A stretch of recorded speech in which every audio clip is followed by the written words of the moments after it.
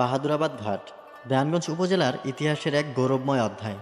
১৯১০ সালের দিকে এই ঘাট প্রতিষ্ঠিত হয়, যা এক সময় পরিচিত ছিল নারায়ণপুর ঘাট নামে। পরে এক ব্রিটিশ আমলের জমিদার বাহাদুর খান চৌধুরীর নামে এর নামকরণ করা হয় বাহাদুরাবাদ ঘাট।